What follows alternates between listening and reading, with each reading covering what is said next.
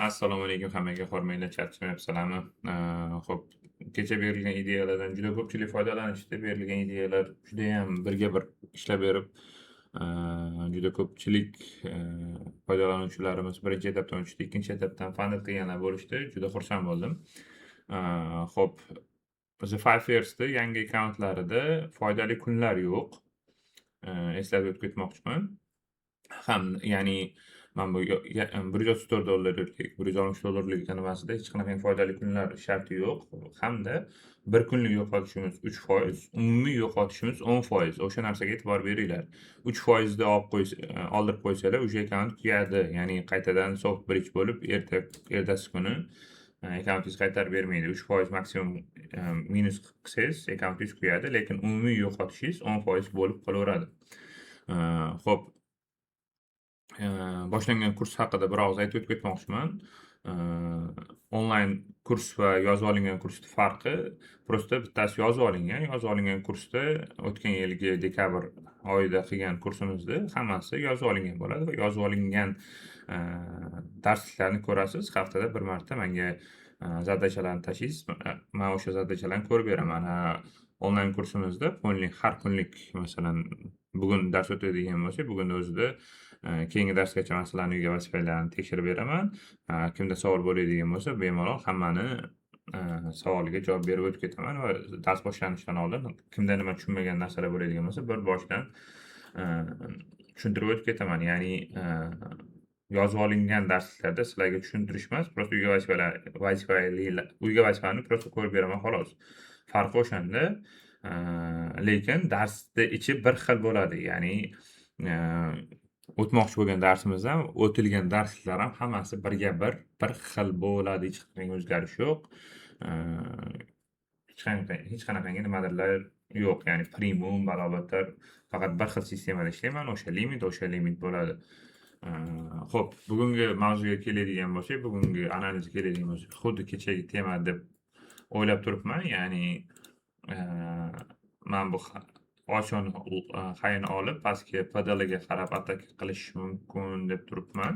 Endi agar bugun jumaligini hisobga olib harakat qiladigan bo'lsak, может dalsh ketib qolishi mumkin, lekin bir marta Londonga paralarga pay berib ko'rish planim bor. Ya'ni pastrochisi yevro, PDH ideal turibdi.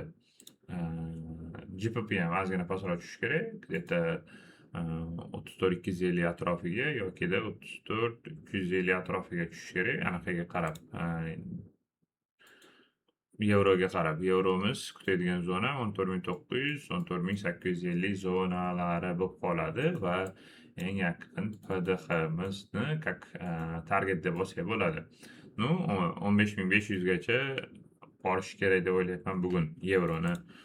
GBPni esa sal teparog'iga 35.000larga chiqib ketsa kerak deb turibman. Lekin pastda birinchi balga ushlab olishimiz kerak. Agar mabodoga zonalarimizga kelmaydigan bo'lsa, ya'ni pastga tushib, dalshi pastga tushib ketib qoladigan bo'lsa, o'sha bugungi stop loss bo'ladi. Ko'ramiz. Xo'p, tillada bugun kutmoqchi bo'lgan zonam 40-51, 40-49 zonalari. Undan bu yoqqa tushib, tepaga PDHga ataka qilishni kutyapman bugun. PDH endi tilla bilan juda kam ishlayman. Shu sababli bunga nimadir deyish ham qiyin.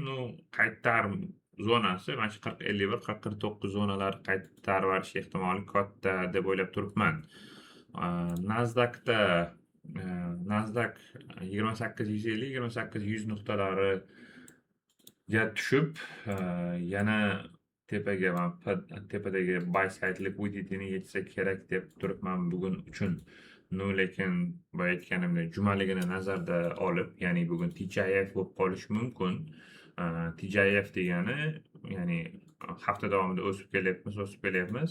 Sirazi pastga qarab qulaverish ehtimoli bor. Xuddi shu holat paralarda ham, ya'ni paralar o'sib keldi. Даже men kutgan zonalarimizga bormasdan, даже bu yoqqa tushmasdan, mana bunday qilib pastga qarab bittasi mana bu hayni olishi, mana bu bittasi hayni olmasligi kerak.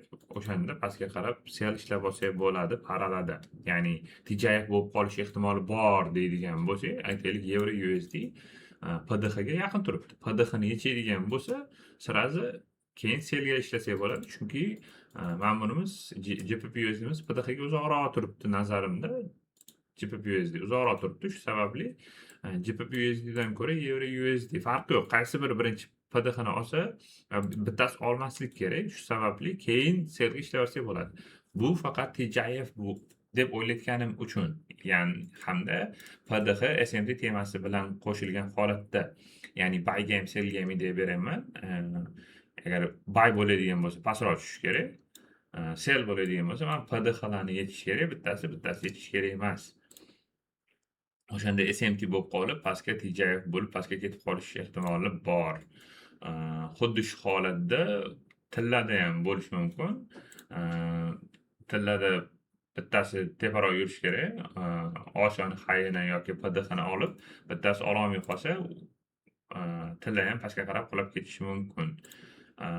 Nasdaqda ham xuddi shunday. Nasdaqda o'ylayotganim hozir ATMda turibdi, ya'ni New York Opening Price'da turibdi. Mana shu price nuqtasi tepaga qarab narx harakatlantiraversa, mana shu joydan tepaga harakatlantiraversa,